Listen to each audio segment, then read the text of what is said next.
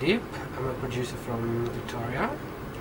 Everything began for me when I used to go visit my uncle in holidays, in Mabopani. He used to be the well-known DJ around Marula Sanoa. So when I used to visit him, I used to play around with his equipment, and I really got interested in this whole DJ thing, so that's where it started for me. And where did you get the name from? So about a couple of years ago, a very good friend of mine, I won't mention his name, but in any case, he's always the one, every time when he used to make a mixtape or when I used to play at one of his parties, he always used to say, "You hit me deep."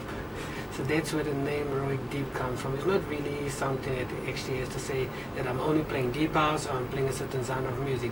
The deep is just basically something I did, I liked it, and I used it. And what genres of music do you play? Basically, I don't want to put this name on what I play. I play house music. Let me just put it that in general. Okay. And where can people find you on weekends? What events, what gigs do you play? Well, you can find me all around. I play mostly all around the country. I kind of have actually one place that I can say you can find me that place constantly. I'm always traveling to different places and playing at different events with different parties.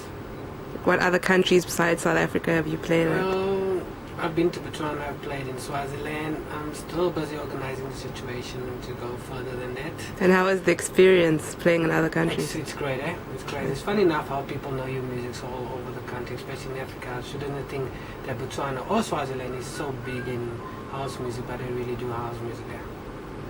And then, in your own opinion, who do you think throws the best parties in South Africa? To be really honest, bias, we used to throw the best parties, but unfortunately that passed down in the past. But right now, let me see, man. Jared does very good parties as well.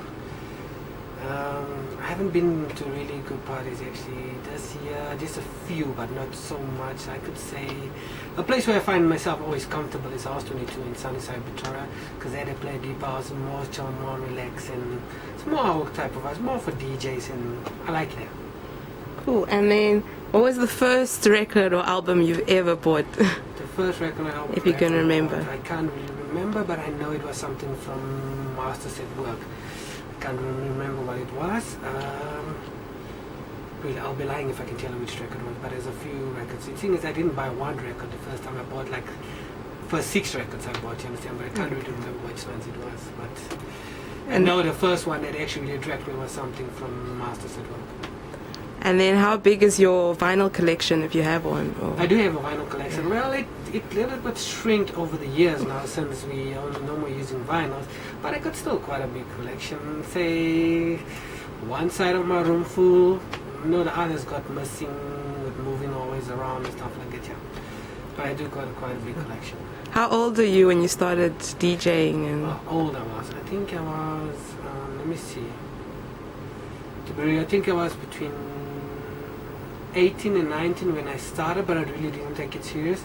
I only started taking it serious on the age of 20, 21. I really started late on this whole thing.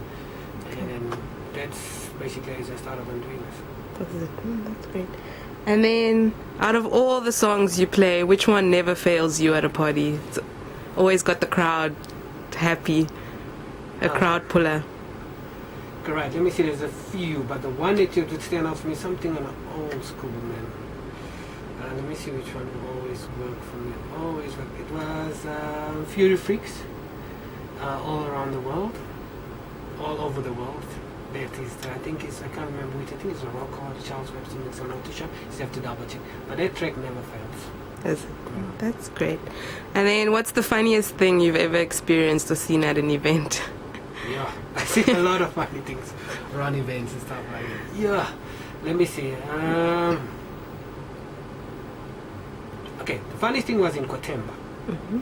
Yeah, the people was raining, it was full, and there were some guys dancing on a wall, and the one just slipped and fell so hard. I know it's not to be funny, but I mean, that was the funniest thing. But the funniest thing is just got up back up again, and started doing the same thing again. Oh wow, that's funny. And then, who, in your opinion, in South Africa, who's the best DJs at the moment that you would look up to? Or? Obviously, in terms of categorizing most of the DJs, at this point right now, the guy that's basically doing it for all of us, so basically I would say I look up to him, is the guy that's doing it, opening up all the doors for us overseas, would be Black Coffees. He's a very good friend of mine. We started together years ago when he was still nutty, and we started together at Voodoo Land. It was one of Pretoria's hardest clubs. It was me, him, Cisco, and Bubbles. We used to play that time. But Nutty is the one that I actually would say I look up to, because he stood through the whole situation and he actually followed his dream in a full out. That's what I can say. So I would say I respect him. What was the very first event you ever played at? It was a staff party gave to Marula Sun staff.